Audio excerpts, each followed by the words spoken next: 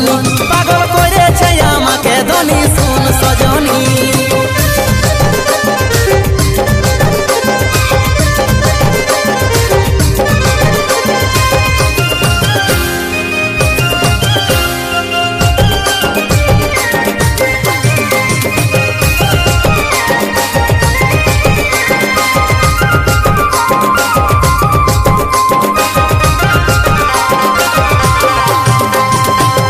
লইতন fashion তুই করিস daily রে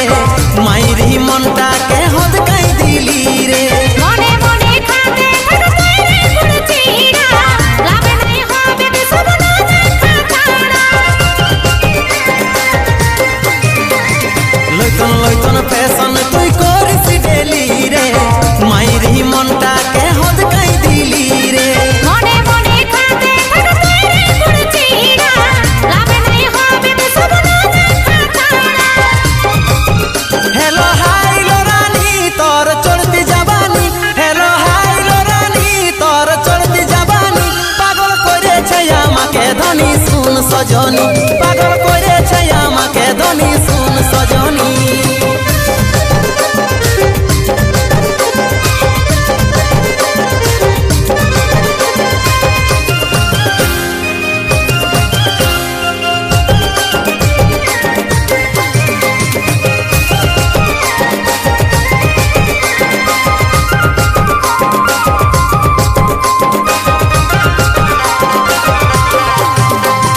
তালি বাজালে সেই দু হাতে লাগে কাজল বলে হবে যেটাই আছে ভাগ্যে তারে তো প্রীতি জানে লাগে না কি ঘটে সেটা চোখে দেখা যায় তালি বাজালে সেই দু হাতে লাগে কাজল বলে হবে যেটাই আছে ভাগ্যে তারে তো প্রীতি জানে লাগে না কি ঘটে সেটা চোখে দেখা যায়